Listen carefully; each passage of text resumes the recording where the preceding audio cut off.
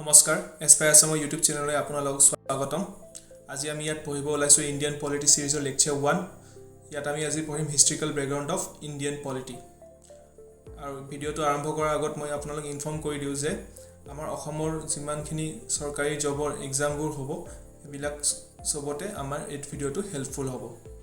চ' ইয়াত আপোনালোকে হয়তো ভাবিব পাৰে যে আমি পলিটি পঢ়াৰ সময়ত এতিয়া হিষ্ট্ৰীৰ কথা কিয় পঢ়িব লগা হৈছে, কিন্তু ইয়াত এটা বিশেষ কাৰণ আছে। আৰু সেই কাৰণটো হ'ল যে আমি যদি চাব যাওঁ আজিও আমাৰ ভাৰতবৰ্ষত যিমানখিনি আমাৰ প্ৰশাসনিক পদ্ধতি আছে বা এডমিনিষ্ট্ৰেটিভ প্ৰচিজিয়াৰ আছে তাৰে বহু সংখ্যক বস্তু আমি কি কৰিছোঁ ব্ৰিটিছ কিছুমান ৰুলছ ৰেগুলেশ্যনছ বা এক্টৰ পৰা আমি ডেৰাইভ কৰিছোঁ। চ' আমাৰ বৰ্তমানৰ প্ৰশাসনিক পদ্ধতিখিনি ভালদৰে বুজিবৰ বাবে আমাৰ পলিটিৰ বেটাৰ আণ্ডাৰষ্টেণ্ডিঙৰ বাবে আমি অকণমান সময়ত পিছুৱাই গৈ কিছুমান ইম্পৰ্টেণ্ট ব্ৰিটিছ ৰুলছ ৰেগুলেশ্যনছ বা এক্টৰ বিষয়ে আমি অলপমান জানিব লাগিব। চ' ইয়াত আমি আগবাঢ়িছোঁ। চ' ইয়াত দিয়া আছে অভাৰভিউত কি লিখা আছে, east India company came to India in 1600। 1600 চনত ইষ্ট ইণ্ডিয়া কোম্পানী ভাৰতলৈকে আহিছিলে। আৰু আমি কম বেছি পৰিমাণে সকলোৱে জানো যে প্ৰথমতে সিহঁতে কি কৰিব আহিছিলে, বাণিজ্য কৰিম বুলি আহিছিলে, ট্ৰেড কৰিম বুলি আহিছিলে, বেপাৰ কৰিম বুলি আহিছিলে। কিন্তু লাহে লাহে সময় সলনি হ'ল, সিহঁতৰ উদ্দেশ্যবোৰো সলনি হ'ল। পিছত এটা সময়ত গৈ পিনে কি হ'ল, সিহঁতে পিয়ৰলি এটা এডমিনিষ্ট্ৰেটিভ বডি হৈ গ'ল। আমাৰ প্ৰশাসন ব্যৱস্থাটো সিহঁতে কণ্ট্ৰল কৰিব আৰম্ভ দিলে। তো প্ৰথমতে আমি চাই ল'ম যে ইষ্ট ইণ্ডিয়া কোম্পানী, আমি যদি চাব যাওঁ ইষ্ট ইণ্ডিয়া কোম্পানীৰ যোনটো ফৰ্মেল নেম বা অফিচিয়েল নেম আছিলে সেইটো আছিলে governor and company of merchants of London trading in to the east Indies. তাৰপিছত কি হ'ল 1708ত সেই নামটো ৰিনেম কৰি কি কৰা হ'ল, United company of merchants of England trading to the east Indies. আৰু এই ৰিনেমটো কিয় কৰা হ'ল সেইটো আমি এতিয়া পলিটিৰ ক্লাছত ভালদৰে নপঢ়োঁ, ডিটেইলছত আমি হিষ্ট্ৰীৰ ক্লাছত পঢ়িম। ইয়াত নেক্সট পইণ্ট দিয়া আছে, had exclusive right of trading in India under a charter granted by Queen Elizabeth I। তো সিহঁতৰ এক্সক্লুচিভ ৰাইট আছিলে, মানে সিহঁতৰে অকল ৰাইট আছিলে ইণ্ডিয়াত ট্ৰেড কৰা বা বিজনেছ কৰা, মানে মন'পলি। তো বেলেগ কোনো কোম্পানীক এলাউ কৰা হোৱা নাছিলে, অকল ইষ্ট ইণ্ডিয়া কোম্পানীক কৰা হৈছিলে ব্ৰিটেইনৰ ফালৰ পৰা। তো ইয়াত থাৰ্ড দিয়া আছে কি, obtained the diwani of Bengal, Bihar and Orissa in 1765। এতিয়া যদি আমি অকণমান হিষ্ট্ৰীৰ কথা চাব যাওঁ, যেতিয়া মোগলৰ শাসন মানে একেবাৰে দুৰ্বল হ'ব আৰম্ভ হ'ল শেষৰ ফালে, তেতিয়া কি হ'ল 1757ত বেটেল অফ প্লাচি হ'ল, পলাশীৰ যুদ্ধ হ'ল। তেতিয়া ৰবাৰ্ট ক্লাইভ জিকাৰ পিছত কি হ'ল, আমাৰ 1764ত আকৌ কি হ'ল, বেটেল অফ বাক্সাৰ হ'ল। আৰু বেটেল অফ বাক্সাৰৰ পিছত কি হ'ল 1765ত আমাৰ কি হ'ল, ট্ৰিটি অফ এলাহাবাদ। এতিয়া ট্ৰিটি অফ এলাহাবাদৰ পিছত কি হ'ল, ডুৱেল গভৰ্ণমেণ্ট ছিষ্টেম আৰম্ভ হ'ল বেংগলত। তাতে দিৱানী ৰাইটছখিনি পালে, নিজামাত ৰাইটছখিনি পাই গ'ল ব্ৰিটিছসকলে। তো সেইটো ইউজ কৰি সিহঁতে কি কৰিলে, দিৱানী যদি আমি চাব যাওঁ চমুকৈ, তো সেইটো হ'ল কি, টেক্স প্লেচ, সিহঁতে টেক্স একো দিব লগা নাই, জাষ্ট এটা ফি বছৰত দিব লাগে আৰু যিমান বিজনেছ কৰিব বিচাৰে কৰি থাকিব পাৰে। তো সেনেকুৱা পাৰ্মিশ্যন দি দিলে সিহঁতক মোগলৰ নবাবে, যোনজন নবাব আছিলে তেতিয়া। তো সেনেকুৱা হ'ল।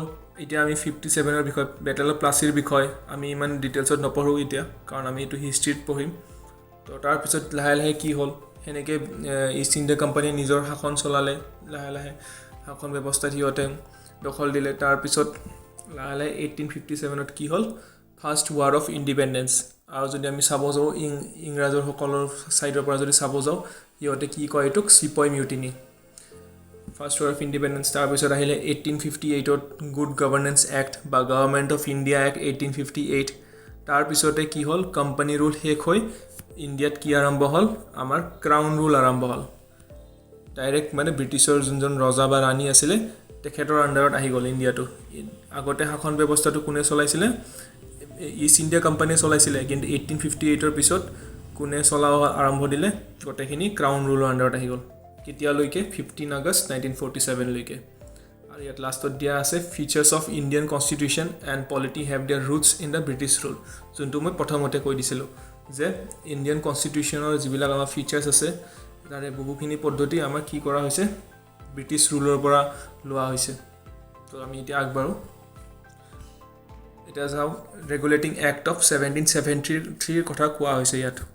তো এতিয়া যদি আমি চাব যাওঁ যেতিয়া তৃতীয় এলাহাবাদ হ'ল তাৰপিছত ডুৱেল গভৰ্ণমেণ্ট দিৱানী ৰাইটছ পালে তৃতীয় এলাহাবাদৰ পিছত লাহে লাহে কি হ'ল এই ইষ্ট ইণ্ডিয়া কোম্পানী যদিও শাসন ব্যৱস্থাত দখল দিলে কিন্তু ইষ্ট ইণ্ডিয়া কোম্পানী লাহে লাহে লছত যাই আছিলে আৰু ইফালে ইষ্ট ইণ্ডিয়া কোম্পানী লছত যাই আছিলে কিন্তু আনফালে সিহঁতৰ এমপ্লয়িজবোৰ ধনী হৈ আছিল তো তেতিয়া ব্ৰিটিছ চৰকাৰে চালে যোনজন ব্ৰিটিছ চৰকাৰ ব্ৰিটিছ পাৰ্লিয়ামেণ্টে চালে যে এইটো আৰু কেনেকুৱা কথা যে ইফালে ইহঁতৰ এক্সক্লুচিভ ৰাইট আছে অকল ইহঁতকে অধিকাৰ দিয়া হৈছে তাতে ট্ৰেড কৰিব বা বেপাৰ কৰিব কিন্তু তথাপিও ইহঁতে লছত যাই আছে কিন্তু আনফালে ইহঁতৰ এমপ্লয়বিলাক কি ধনী হৈ আছে কাৰণ এটাই কাৰণ হ'ল কি ইহঁতৰ এমপ্লয়িবোৰে আপোনাৰ প্ৰাইভেটলি ট্ৰেড কৰিছিল যিবিলাক দিৱানী ৰাইটছ আছিল সেইবিলাক মিছইউজ কৰিছিল অপব্যৱহাৰ কৰি সিহঁতে কি কৰিছে নিজৰ মুনাফা কমাইছে নিজৰ পাৰ্চনেল প্ৰফিট আৰ্ণ কৰিছে তো সেইটো বস্তুটো ৰেগুলেট কৰিবৰ বাবে কাৰণ তাৰ আগতে কি আছিল ব্ৰিটিছ চৰকাৰে একো দখল দিয়া নাছিলে ইষ্ট ইণ্ডিয়া কোম্পানীয়ে যি মন তাকে কৰি আছিল ভাৰতত নিজৰ মতেদি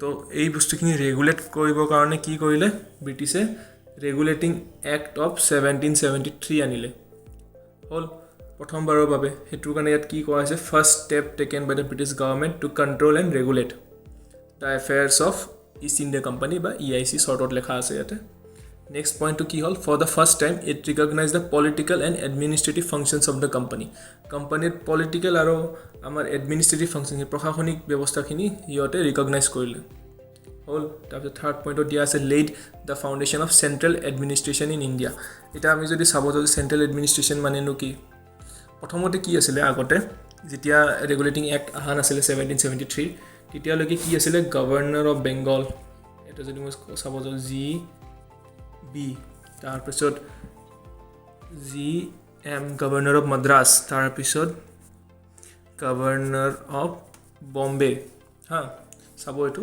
governor of Bengal governor of Madras আৰু গভৰ্ণৰ অফ বম্বে তেতিয়া কি আছিলে এই তিনিটা বস্তু ইণ্ডিপেণ্ডেণ্ট আছিলে মানে ই নিজৰ নিয়ম বনাইছিলে নিজে লেজিসলেট কৰিছিলে নিজৰ এৰিয়াখিনি নিজে নিয়ম বনাই চলাইছিলে গভৰ্ণৰ অফ মাদ্ৰাছে নিজৰ নিয়ম বনাই চলাইছিলে তাৰপিছত গভৰ্ণৰ অফ বম্বে নিজৰ নিয়ম কানুন বনাইছিলে তেতিয়ালৈকে এটা আনটোৰ ইণ্ডিপেণ্ডেণ্ট হৈ আছিলে যেতিয়ালৈকে ৰেগুলেটিং এক্ট অহা নাছিল কিন্তু যেতিয়া ৰেগুলেটিং এক্ট আহি গ'ল তেতিয়া এই গভৰ্ণৰ অফ বেংগলৰ নামটো সলনি কৰি কি কৰা হ'ল গভৰ্ণৰ জেনেৰেল অফ বেংগল আৰু তাৰ পিছতে কি হ'ল এই গভৰ্ণৰ অফ মাদ্ৰাছ আৰু গভৰ্ণৰ অফ বম্বে এই গভৰ্ণৰ জেনেৰেল অফ বেংগলৰ আণ্ডাৰত আহি গ'ল আৰু এই আণ্ডাৰত অহা মানে কি বুজালে যে ইহঁতে ছাবঅৰ্ডিনেট হৈ গ'ল কিন্তু একেবাৰে ইহঁতৰ লেজিসলেটিভ যিখিনি পাৱাৰ্ছ আছিল একেবাৰে নোহোৱা কৰা নাই এনেকুৱা কৰা নাই যে ইহঁতে আৰু নিয়ম কানুন একো বনাব নোৱাৰে কিছুমান বিষয়বস্তুত ইহঁতে নিয়ম কানুন বনাব পৰা হৈ আছিল একেবাৰে নোহোৱা কৰা নাই কিন্তু তথাপি বহুখিনি পাৱাৰ কাক দিয়া হ'ল গভৰ্ণৰ জেনেৰেল অফ বেংগলক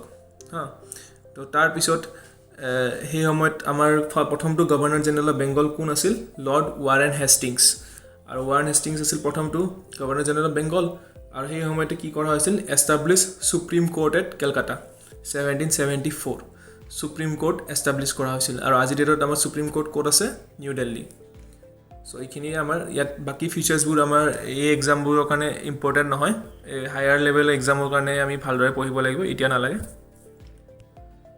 তো ইয়াত আহিল নেক্সট চাৰ্টাৰ এক্ট অফ 1833 তো চাৰ্টাৰ এক্ট অফ 1833 যদি আমি চাব যাওঁ final step towards centralization in British India British ইণ্ডিয়াত আমাৰ কি ফাইনেল ষ্টেপ টুৱাৰ্ডছ চেণ্ট্ৰেলাইজেশ্যন মানে কি বুজোঁ প্ৰথমতে কি ক'লোঁ চেণ্ট্ৰেলাইজেশ্যন আৰম্ভ হ'ল মানে এটা গভৰ্ণৰ অফ মাদ্ৰাছ আৰু গভৰ্ণৰ অফ বম্বেক ছাবঅৰ্ডিনেট বনাই দিলে গভৰ্ণৰ জেনেৰেল অফ বেংগলৰ কিন্তু এতিয়া কি কৰিলে গভৰ্ণৰ জেনেৰেল অফ বেংগলৰ নামটো সলনি কৰি কি কৰিলে গভৰ্ণৰ জেনেৰেল অফ ইণ্ডিয়া কৰিলে আৰু লৰ্ড উইলিয়াম বেণ্টিক আছিল আমাৰ প্ৰথমটো গভৰ্ণৰ জেনেৰেল অফ ইণ্ডিয়া আৰু তাৰপিছত এই যে চেণ্ট্ৰেলাইজেশ্যনবোৰ কৰা বুলি ক'লোঁ সেইটোৰ বাবে কি হ'ল এই একদমবাৰে abolish the legislative powers of governors of Bombay and Madras governors of Bombay আৰু মাদ্ৰাছৰ লেজিসলেটিভ পাৱাৰ্ছখিনি একদম নোহোৱা কৰি দিলে মানে এতিয়া ইহঁতে ফুল্লি ছাবঅৰ্ডিনেট মানে একো নিজৰ পাৱাৰ নাই তাৰপিছত কি হ'ল ইষ্ট ইণ্ডিয়া কোম্পানী বিকেম এ পিয়ৰলি এডমিনিষ্ট্ৰেটিভ বডি এই আৰম্ভণিতে ক'লোঁ যে প্ৰথমতে সিহঁতে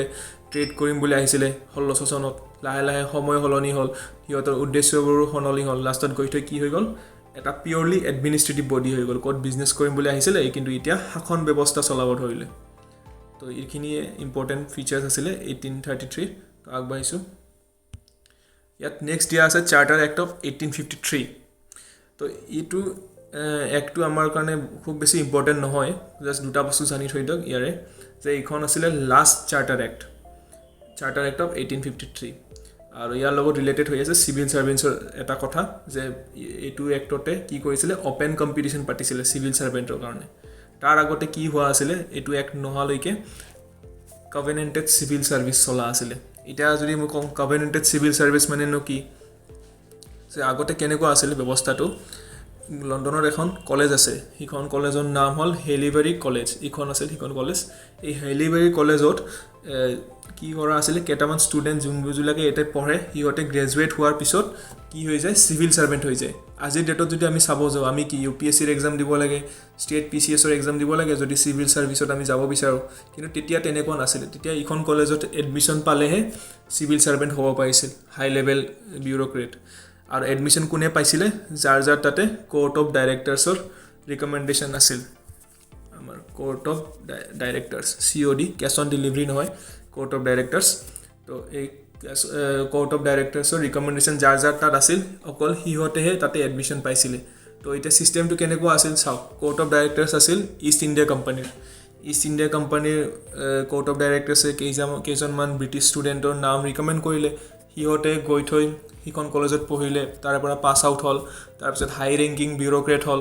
তো আল্টিমেটলি চাওক ভাবি এবাৰ, যে সিহঁতে তাতে পঢ়িব কিহৰ কাৰণে পালে, কোৰ্ট অফ ডাইৰেক্টৰ্ছৰ কাৰণে পঢ়িব পালে, কিন্তু তেনেহ'লেতো সিহঁতে অবভিয়াছলি কাক ছাপৰ্ট কৰিব, ইষ্ট ইণ্ডিয়া কোম্পানীক ছাপৰ্ট কৰিব।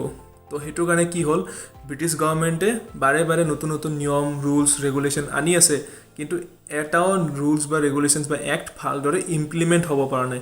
আৰু ইমপ্লিমেণ্ট নোহোৱা কাৰণে হ'ল কি, এই কভেনেণ্টেড চিভিল ছাৰ্ভেণ্টবোৰ, কাৰণ ইহঁতে সেই ভালদৰে ইমপ্লিমেণ্ট হ'বই দিয়া নাই, কাৰণ সিহঁতে কোম্পানীক ছাপৰ্ট কৰে, কোম্পানীৰ এমপ্লয়খিনিৰ লগত সিহঁতৰ বায়াছনেছ আছে বা অলপ ঘুচো লয়। তো তেনেকুৱা আছিল ছিষ্টেমটো। তো সেইটোৰ কাৰণে কি কৰিলে ব্ৰিটিছ পাৰ্লিয়ামেণ্টে কি কৰিলে, চাৰ্টাৰ এক্ট অফ 1853 আনি কিনে এই বস্তুটো এবলিছ কৰি দিলে। তাৰপিছত সেই অপেন কম্পিটিশ্যন ছিষ্টেম কৰিলে, কভেনেণ্টেড চিভিল ছাৰ্ভিচটো গুচাই দিলে। এই দুটা বস্তু ইম্পৰ্টেণ্ট, এটা হ'ল কি লাষ্ট চাৰ্টাৰ এক্ট, আৰু এটা হ'ল কি অপেন কম্পিটিশ্যন ছিষ্টেম পাতিলে চিভিল ছাৰ্ভেণ্টছবোৰৰ বাবে। এই কভেনেণ্টেড চিভিল ছাৰ্ভিচটো গুচাই দিলে। হ'ল, এতিয়া আগবাঢ়িছোঁ। ইখনে আছিল সিখন কলেজ। তাৰপিছত হ'ল গভৰ্ণমেণ্ট অফ ইণ্ডিয়া এক্ট 1858। তো ইয়াত যদি আমি চাব যাওঁ, এইখন 1858ত কি হ'ল, গভৰ্ণমেণ্ট অফ ইণ্ডিয়া এক্ট আহিল, কিন্তু 1857ত কি হৈছিল, ৰিভল্ট অফ 1857 হৈছিল, বিদ্ৰোহ হৈছিলে, যাক আমি কি কওঁ ফাৰ্ষ্ট ৱাৰ অফ ইণ্ডিপেণ্ডেঞ্চ, বা আমাৰ ফ্ৰীডম ফাইটাৰ বীৰ সাভাৰকাৰে এখন কিতাপো লিখিছিলে India's first war of independence বুলি, এইটো ৰিভল্টৰ ওপৰত। তো এই ৰিভল্টৰ ফলস্বৰূপতে কি আহিল, আমাৰ এই গভৰ্ণমেণ্ট অফ ইণ্ডিয়া এক্ট 1858টো আহিল। কাৰণ তেতিয়া ব্ৰিটিছে গম পালে যে নাই, নহ'ব, আপোনাৰ ইষ্ট ইণ্ডিয়া কোম্পানীয়ে ভাৰতত শাসন চলাব নোৱাৰে। ইহঁতে গম পাইছে যে কাম নাই আৰু ইহঁতৰ চলাব নোৱাৰে, তো ডাইৰেক্ট ইহঁতে ইণ্টাৰফেয়াৰ কৰিব লাগিব ব্ৰিটিছ গভৰ্ণমেণ্টে। তো সেইটো কাৰণে এনেইতো গুচাই দিব নোৱাৰে, তো সেইটো কাৰণে কি কৰিলে, গভৰ্ণমেণ্ট অফ ইণ্ডিয়া এক্ট পাছ কৰিলে 1858ৰ। তো যাক আন এটা নাম কি বুলি দিয়া হৈছে, act for the good government of India. এতিয়া আপোনালোকে হয়তো ভাবিব পাৰে যে কিনো গুড গভৰ্ণমেণ্ট। এতিয়া আমি যদি সাধাৰণতে চাব যাওঁ, এখন চৰকাৰক আমি ভাল বুলি তেতিয়া ক'ম যেতিয়া সেই চৰকাৰখন দায়িত্বশীল হয়, ৰেছপনচিবল হয়। তো যোনখন চৰকাৰ আচলতে ৰেছপনচিবল, সেইখন চৰকাৰক আমি কিম গুড গভৰ্ণমেণ্ট। তো ইহঁতৰ মেইন উদ্দেশ্য আছিল যাতে এখন ৰেছপনচিবল চৰকাৰ গঠন কৰিব পাৰে। যদিও সিহঁতৰ উদ্দেশ্যবিলাক মহান আছিল, কিন্তু কামত একো নাহিল, তথাপিও হিষ্ট্ৰীৰ কথাটো আমি পঢ়িব লাগিবই। তো পঢ়ি থৈ দিওঁ। তো গুড গভৰ্ণমেণ্ট নামটো দি দিলে যাতে ৰেছপনচিবল গভৰ্ণমেণ্ট এখন ক্ৰিয়েট কৰিব পাৰে। তাৰপিছত লাষ্ট পইণ্ট দিয়া আছে কি, এবলিষ্ট EIC, ইষ্ট ইণ্ডিয়া কোম্পানীক একেবাৰে এবলিষ্ট কৰি দিলে। আৰু সিহঁতৰ যিমান পাৱাৰ আছিল, প্ৰপাৰ্টি আছিল, গভৰ্ণমেণ্ট মেকানিজিম আছিল, অফিচাৰ্ছ আছিল, বা ৰেভিনিউজ যিমান আছিল, যিমানখিনি মুনাফা কমাইছিল সিহঁতে, সেইবিলাক চব কাৰ আণ্ডাৰত আহি গ'ল, ব্ৰিটিছ ক্ৰাউন।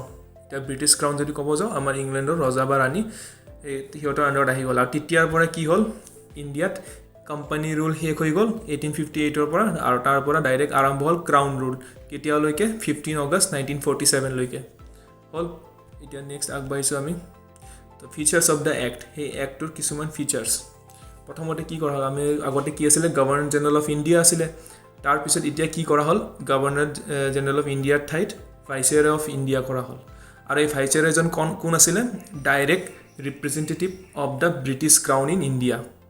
আৰু আমাৰ প্ৰথমজন ডাইৰেক্ট ৰিপ্ৰেজেণ্টেটিভ মানে যে চাব যাওঁ ডাইৰেক্ট প্ৰতিনিধিত্ব কৰিছিল কাৰ ব্ৰিটিছ ক্ৰাউনৰ ভাৰতত আৰু আমাৰ প্ৰথমজন ভাইচাৰয় আছিলে লৰ্ড কেনিং তাৰপিছত এটা নতুন অফিচ ক্ৰিয়েট কৰিলে সেইটো অফিচটোৰ নাম আছিলে কি secretary of state for India সাধাৰণ ভাষাত যদি চাব যাওঁ এটা মন্ত্ৰিত্বৰ পদ এটা ক্ৰিয়েট কৰিলে যাৰ মেইন কামে হ'ল কি ইণ্ডিয়াত হৈ থকা বা ভাৰতত হৈ থকা যিমানখিনি মেটাৰ আছে সেইবিলাক হেণ্ডেল কৰাটো আৰু তেখেতে ব্ৰিটিছ কেবিনেটৰো মেম্বাৰ আছিলে মেম্বাৰ অফ ব্ৰিটিছ কেবিনেট আৰু তেখেতৰ সহায় কৰিবৰ বাবে এটা 15জনীয়া কাউন্সিল এটা গঠন কৰা হ'ল 15 members council to assist SSI মানে secretary of state for India শ্বৰ্টত লিখা আছে আৰু সেই কাউন্সিলটোৰ চেয়াৰমেন আছিল ছেক্ৰেটাৰী অফ ষ্টেট ফৰ ইণ্ডিয়াই তো 15 মেম্বাৰ কাউন্সিল আৰু এই কাউন্সিল যি দিয়া আছে ইয়াতে সেইটোৰ কাৰণে কি হয় যিমানখিনি নিয়ম কানুন এতিয়া ব্ৰিটিছে আনিব ইণ্ডিয়াত সেইখিনিক আমি কি কোৱা হয় ইণ্ডিয়ান কাউন্সিলছ এক্ট বুলিও কোৱা হ'ব ইন ফিউচাৰত এটা নেক্সট স্লাইডত গম পাম আমি এটা হেৰি চাওক ইণ্ডিয়ান কাউন্সিলছ এক্ট অফ 1861 তো ইয়াত বাকি ফিচাৰ্ছবোৰ আমাৰ কাৰণে ৰেলেভেণ্ট নহয় আমাৰ গ্ৰুপ বি চি আৰু ডি এক্সামছৰ কাৰণে তো ইয়াত এইটো বস্তু important viceroy should nominate some Indians as non official members of his expanded council কিছুমান ইণ্ডিয়ানছক এজ নন অফিচিয়েল নহয় নন অফিচিয়েলবিলাক কোন হ'ব যিবিলাক ব্ৰিটিছ অফিচাৰ্ছ আছিল সেইবিলাক অফিচিয়েল হ'ব আৰু নন অফিচিয়েলবিলাক ইণ্ডিয়ান হ'ব তো নন অফিচিয়েল মেম্বাৰ হিচাপত কিছুমানক নমিনেট কৰিব দিছে আৰু তেতিয়া লৰ্ড কেনিঙে নিজৰ কেইটামান ভাল চিনাকি মানুহক নমিনেট কৰি দিলে Raja of Banaras the maharaja Patiala and sir Dinkar Rao sir মানেতো জানে নাইটহুড পাইছিলে কাৰণে তেখেতক উপাধি দিয়া হৈছিলে ছাৰ তো নেক্সট আমি আগবাঢ়োঁ এতিয়া আহিল ইণ্ডিয়ান কাউন্সিলছ এক্ট অফ 1892 তো ইয়াতো আমাৰ বাকী ফিচাৰ্ছবোৰ আমাৰ কাৰণে ৰেলিভেণ্ট নহয় চ' এই দুটা পইণ্ট আমি জানি থৈ দিওঁ যে number of non official members increase in central and provincial legislative councils কাৰণ লেজিছলেটিভ কাউন্সিলছ গঠন কৰা হৈছিলে তো এই তাতে নাম্বাৰ অফ নন অফিচিয়েল মেম্বাৰ্ছখিনি ইনক্ৰিজ হৈছিলে চেণ্ট্ৰেল আৰু প্ৰভিঞ্চিয়েল লেজিছলেটিভ কাউন্সিলছত কিন্তু অফিচিয়েল মেম্বাৰ্ছৰ মেজৰিটিটো মেইনটেইন কৰিছিল মানে যিবিলাক ব্ৰিটিছ অফিচিয়েলছ আছিল সিহঁতৰ অফিচিয়েল মেম্বাৰ্ছখিনি মেজৰিটিটো ৰাখিছিল নন অফিচিয়েল মেম্বাৰ্ছখিনি ইনক্ৰিজ কৰিছিল যদিও অফিচিয়েল মেম্বাৰ্ছে মেজৰিটিটো বনাই ৰাখিছিল সিহঁতে ছেকেণ্ড পইণ্টটো হ'ল the power of discussing the budget and addressing questions to the executive এই বাজেটটো আলোচনা কৰিবৰ কাৰণে পাৱাৰটো দিলে প্ৰথমবাৰৰ কাৰণে এলাউ কৰিলে যে বাজেটৰ ওপৰতো আলোচনা হ'ব আৰু addressing questions to the executive direct অফিচাৰক কুৱেশ্যন কৰিব পৰা পাৱাৰটো দিলে প্ৰথমবাৰৰ বাবে এতিয়া ক'ত দিলে ইণ্ডিয়ান কাউন্সিলছ এক্ট অফ 1892 তাৰপিছত নেক্সট এইবাৰ আহিল ইণ্ডিয়ান কাউন্সিলছ এক্ট অফ 1909 বা মৰলে মিণ্টো ৰিফৰ্মছ এই মৰলে মিণ্টো ৰিফৰ্মছ যি হ'ল এই মৰলে আছিল কোন সেই সময়ৰ secretary of state for India আৰু মিণ্টো আছিলে আমাৰ ভাইচাৰয় লৰ্ড মিণ্টো এটা আপোনালোকে ভাবিব পাৰে যে মৰলেৰ নামটো আগত কিয় লিখিছে মিণ্টোৰ নামটো কিয় পিছত লিখিছে সেইটো কাৰণ এটাই যে SSI বা ছেক্ৰেটাৰী অফ ষ্টেট ফৰ ইণ্ডিয়াই পজিশ্যনটো আমাৰ ভাইচাৰয়ৰ পজিশ্যনতকৈ ডাঙৰ তো সেইটোৰ কাৰণে কি কৰিলে মৰলে নামটো আগত লিখিলে তাৰপিছত এতিয়া যদি ফিচাৰ্ছ চাব যাওঁ এইটো এক্টৰ কি হ'ল for the first time Indians were allowed to be the part of the executive councils of the viceroy and governors এই ভাইচাৰয় আৰু গভৰ্ণৰৰ এক্সিকিউটিভ কাউন্সিলছ আছিল কেইটামান এই প্ৰথমতে 1773তে এক্সিকিউটিভ কাউন্সিল গঠন কৰা হৈছিলে এই এক্সিকিউটিভ কাউন্সিলত কোনো ইণ্ডিয়ানছক এণ্ট্ৰি নাছিলে আগতে কিন্তু এইবাৰ প্ৰথমবাৰৰ বাবে ইণ্ডিয়ানছবোৰক এলাউ কৰা হ'ল তাৰে পাৰ্ট হ'বলৈকে তো এতিয়া আমি যদি চাব যাওঁ সত্যেন্দ্ৰ প্ৰসাদ সিনহা তেখেতে আছিল প্ৰথম ব্যক্তি যোনে ভাইচাৰয় এক্সিকিউটিভ কাউন্সিল জইন কৰিছিল প্ৰথম ভাৰতীয় আৰু এইটো ইণ্ডিয়ান কাউন্সিলছ এক্ট 1909 মেইন ফেমাছ কি কাৰণত মৰলে মিণ্টো ৰিফৰ্মছটো ফেমাছ কি কাৰণত সেইটো হ'ল ছেপাৰেট ইলেক্টৰেট ইণ্ট্ৰডিউচ ছেপাৰেট ইলেক্টৰেট বেচিকেলি চাব যাওঁ যদি কমিউনেলিজিমটো লিগেলাইজ কৰি দিছে মানে আমাৰ ডিভাইড এণ্ড ৰুল আজি ডেটতো যদি চাব যাওঁ আমাৰ ভাল বস্তু একো নিশিকিলে আমাৰ পলিটিচিয়ানছবোৰে কি শিকিছে ডিভাইড এণ্ড ৰুল এতিয়াও আমাক ধৰ্মৰ নামত জাতিৰ নামত ভাগ বিতৰণ কৰিয়ে থাকে তো সেই পলিটিচিয়ানছবোৰে নিজৰ কাম ভালদৰে কৰি আছে আমিও সেইকাৰণে এজ এ ষ্টুডেণ্ট আমি কি কৰিব লাগিব নিজৰ পঢ়া কামটো ভালদৰে কৰিব লাগিব তো ইয়াত যদি আমি ছেপাৰেট ইলেক্টৰেটৰ কথা ক'ব যাওঁ তেতিয়া কি সেই সময়ত কি হ'ল মুছলিম লীগ ফৰ্ম হৈছিলে 1906ত এই মুছলিম লীগক এপিছ কৰাৰ বাবে বা সিহঁতৰ প্ৰেছাৰত কি কৰে বা আমাৰ ডিভাইড এণ্ড ৰুলটো ভালদৰে ইমপ্লিমেণ্ট কৰিবৰ বাবে কি কৰে ছেপাৰেট ইলেক্টৰেট দিয়ে আৰু তাতে ছেপাৰেট ইলেক্টৰেটত কোৱা হৈছিলে যে যিবিলাক মুছলিম মেজৰিটি এৰিয়া আছে সেইবিলাকত অকল মুছলিম কেণ্ডিডেটেহে ইলেকশ্যন খেলিব পাৰিব আৰু সিহঁতক ভোটো কোনে দিব অকল মুছলিম মানুহে বেলেগ কোনো জাতি বা ধৰ্মৰ মানুহে দিব নোৱাৰে তো সেইখিনি তাৰপিছত নেক্সট হ'ল ইয়াত লিখা আছে Lord Minto father of communal electorate. সেই সময়ত ভাইচৰয় আছিলে লৰ্ড মিণ্টো, তেখেতক ফাদাৰ অফ কমিউনেল ইলেক্টৰেট বুলি কোৱা হৈছে। নেক্সট আগবাঢ়িছোঁ। এইবাৰ কোৱা হৈছে যে government of India act of 1919, যাক আমি মণ্টেগু চেমছফৰ্ড ৰিফৰ্ম বুলিও কওঁ। ইয়াত মই লিখিব পাৰিছোঁ, কিন্তু আপোনালোকে চাই ল'ব মণ্টেগু চেমছফৰ্ড ৰিফৰ্ম, তাক সেইটো বুলিও কোৱা হয়। তো ইয়াত কি ইণ্ট্ৰডিউচ কৰিছিলে প্ৰথমবাৰৰ বাবে, ইণ্ট্ৰডিউচ বাইকেমেৰেলিজিম এণ্ড ডাইৰেক্ট ইলেকশ্যনছ। এতিয়া বাইকেমেৰেলিজিম বুলি যদি আমি ক'ব যাওঁ, সেইটো হ'ল কি, আমাৰ যদি ইণ্ডিয়ান পাৰ্লিয়ামেণ্টটো চাই আপুনি, তো আমাৰ দুটা হাউচ আছে, আপাৰ হাউচ লোৱাৰ হাউচ। আপাৰ হাউচটোক আমি কি বুলি কওঁ, ৰাজ্যসভা, আৰু লোৱাৰ হাউচক আমি কি বুলি কওঁ, লোকসভা। তো সেইটো ছিষ্টেমটোক কি কয়, বাইকেমেৰেলিজিম বুলি কোৱা হয়। আৰু ডাইৰেক্ট ইলেকশ্যনছ পাতিছে। ডাইৰেক্ট ইলেকশ্যনছ পতাৰ কাৰণে কি হ'ল, এতিয়া বাইকেমেৰেলিজিমৰ কথা যদি আমি ক'ব যাওঁ, তেতিয়া আমাৰ এতিয়াও বৰ্তমান কি হৈছে, কিছুমান ৰাজ্যতো আছে বাইকেমেৰেলিজিম ছিষ্টেমটো, যেনেকৈ অন্ধ্ৰপ্ৰদেশ, তেলেংগানা, বিহাৰ, কৰ্ণাটকা, মহাৰাষ্ট্ৰ আৰু ইউ পিত আছে। আগতে JNK আছিল, কিন্তু বৰ্তমান JNK ইউনিয়ন টেৰিটৰী, চ' সেইটো কাৰণে এতিয়া তাতে নাই। তো এই অন্ধ্ৰপ্ৰদেশ, তেলেংগানা, বিহাৰ, কৰ্ণাটকা, মহাৰাষ্ট্ৰ আৰু ইউ পিত আছে বাইকেমেৰেলিজিমৰ ছিষ্টেমটো। আৰু ইয়াত ডাইৰেক্ট ইলেকশ্যনছৰ কথা কোৱা হৈছে। এই ডাইৰেক্ট ইলেকশ্যনছৰ বাবে কি হ'ল, আমাক কিছুমান ভোটিং ৰাইটছ দিয়া হ'ল। ইয়াত যদি আমি চাব যাওঁ, provided separate electorates for Sikhs, Indian Christians, Anglo Indians and Europeans. Sikhs, Indian Christian, Anglo Indians আৰু ইউৰোপিয়ানছৰ কাৰণেও ছেপাৰেট ইলেক্টৰেটছ দিছে। যোনটো প্ৰথমতে কি কৰিছিলে, মৰ্লে মিণ্টো ৰিফৰ্মছত কি কৰিছিলে, অকল মুছলিমসকলক দিছিলে, এতিয়া এইকেইটা ৰিলিজনৰ মানুহবিলাককো দিয়া হৈছে। আৰু ডাইৰেক্ট ইলেকশ্যনৰ কথা কৈছিলে ইয়াতে, এইটো it granted franchise to a limited number. তো ইলেকশ্যন পাতিলেতো ভোটিং ৰাইটছ দিবই লাগিব, কিন্তু চবকে ভোটিং ৰাইটছ দিয়া নাছিল। আজি যদি আমি চাব যাওঁ, বৰ্তমান যোন 18 বছৰৰ ওপৰত হ'লে আমি ভোটিং ৰাইটছ পাই যাওঁ, আমি ভোট দিব পাৰোঁ ইলেকশ্যনত। কিন্তু তেতিয়া তেনেকুৱা নাছিলে, তেতিয়া বয়সৰ লগত একো লিংক নাছিলে বস্তুটোৰ। তো তেতিয়া কিহৰ বেচিছত দিয়া আছিলে, on the basis of property, tax, education. কাৰ কিমান প্ৰপাৰ্টি আছে, কোনে কিমান টেক্স পে' কৰে, আৰু কাৰ কিমান পঢ়া লিখা আছে, সেইটোৰ ওপৰত। তাৰপিছত লাষ্ট পইণ্টটো দিয়া আছে, ক্ৰিয়েটেড এ নিউ অফিচ, এটা নতুন অফিচ গঠন কৰা হৈছিলে। সেইটোৰ নাম দিয়া আছিল কি, high commissioner for India in London. Basically আমি যদি আন এটা ভাষাত চাব যাওঁ, ইণ্ডিয়ান এম্বেচেডাৰৰ পষ্টটো ক্ৰিয়েট কৰা হৈছিল সেই সময়ত।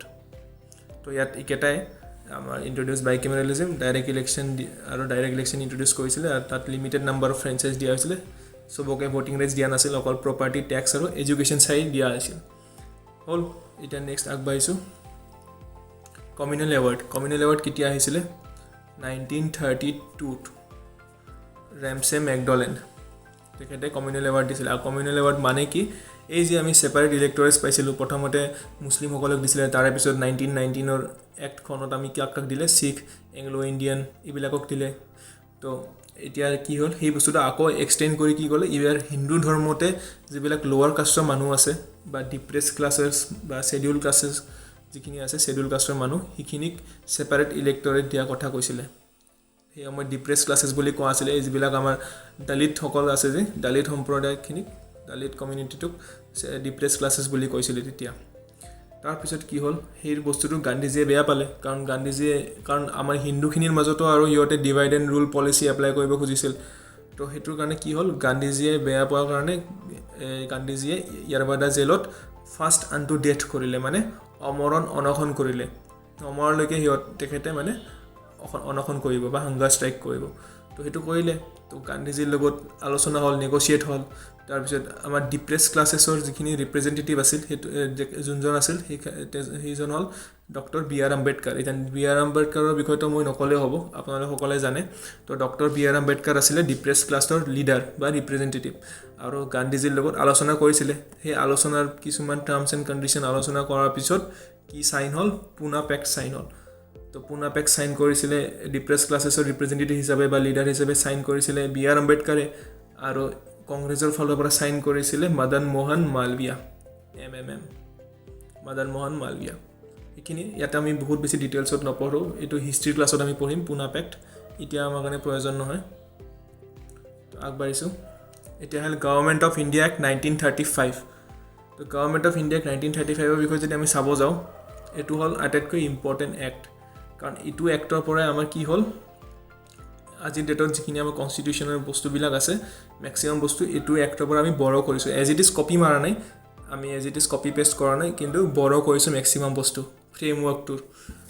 আৰু ইয়াত দিয়া আছে এইটো আছিল কি second milestone towards a completely responsible government in India প্ৰথমটো ৰেসপন্সিবল গভৰ্নমেন্টৰ কথা কোনটো এক্টত কোৱা হৈছিল প্ৰথমতে হেতু কোৱা হৈছিল গভৰ্নমেন্ট অফ ইণ্ডিয়া এক্ট 1858ত গুড গভৰ্নমেন্ট এক্ট বলো যাক কোৱা হয় তাৰ পিছত নেক্সট কমপ্লিটলি ৰেসপন্সিবল গভৰ্নমেন্টৰ কথা কত কোৱা হল গভৰ্নমেন্ট অফ ইণ্ডিয়া 1935ত হল এটা কেইটামান ফিচাৰ্স বিলাক জানি লও তো ইয়াৰ বাকি ফিচাৰ্সবোৰ আমাৰ এই এক্সামৰ কাৰণে ইম্পৰ্টেন্ট নহয় অনলি হায়াৰ এক্সামত লাগিব তো এইকেইটা ফিচাৰ্স এই দুটা জানি থলে হৈ যাব যে establishment of RBI reserve bank of ইণ্ডিয়াৰ এস্টাব্লিশমেন্টৰ ওপৰত এস্টাব্লিশ হৈছিল আৰু establishment of federal public service commission provincial public service commission আৰু আমাৰ জয়েন্ট পাব্লিক সাৰ্ভিস কমিশন মানে বেসিক্যালি চাব গলে আজি ডেটত যেনেকে ইউপিএসসি যোনটো ৰোল প্লে কৰে বা আমাৰ ষ্টেট যিবিলাক এপিএসসি যেনেকুৱা তো হেবিলাক হেনেকুৱা টাইপৰ আছিল এইকেইটা বডি তো এইখিনিয়ে তো ইয়াত আগবাইছো আমি তাৰ পিছত আহিব আমাৰ Indian independence act of 1947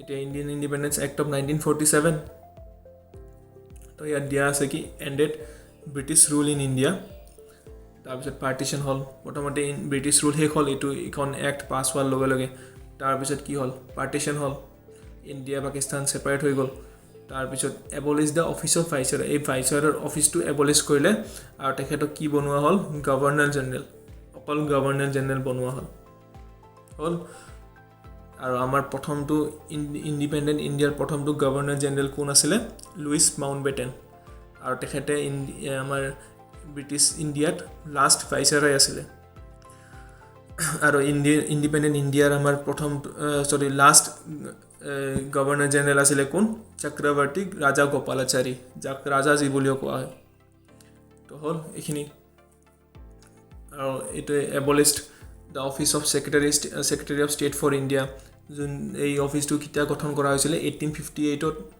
government of India 1858ত গঠন কৰা হৈছিল কিন্তু লাষ্টত ইণ্ডিয়ান ইন্ডিপেন্ডেন্স এক্ট অফ 1947ত কি কৰা হল ইখিনি এটো বস্তুটো এবলিশ কৰা হল এই অফিসটো লাষ্টত এইটো ৰিনেম কৰি কিবা কমনৱেলথৰ মিনিষ্ট্ৰি হিচাপত বনাই দিয়া হল এটো পিছত আমি ডিটেইলছত পঢ়িম আৰু ইয়াতে কিং জৰ্জ হেমজুনে ৰজা আছিল কিং অফ ইংল্যান্ড তেখেতে কি কৰিলে এই এম্পায়াৰ অফ ইণ্ডিয়াৰ যোনটো টাইটেলটো আছিল বা উপাধিটো আছিল এটো ড্ৰপ কৰিলে কাৰণ হে তেখেতে নিজকে ভাৰতৰ সম্ৰাট বুলি কৈছিল কাৰণ ভাৰত তেতিয়া ব্ৰিটিছৰ অধীনত আছিল কিন্তু যেতিয়া স্বাধীন হল তেতিয়া কি হল এম্পায়াৰ অফ ইণ্ডিয়াটো গুছাই দিলে তেখেতৰ নামৰ পৰা আৰু ইয়াতে আমি এডিশনাল ইনফৰমেশন দি দিও যে যেতিয়া আমাৰ ইন্ডিপেন্ডেন্স হল 15 আগষ্ট 1947 কিন্তু তেতিয়া আমাৰ কি হল আমাৰ কনস্টিটিউশনটো ৰেডি হোৱা নাছিল তো আমাৰ কনস্টিটিউশন ৰেডি হৈছিল কেতিয়া 26 নৱেম্বৰ 1949ত তো তেতিয়ালৈকে বা আৰু লাগু হৈছিল 26 জানুৱাৰী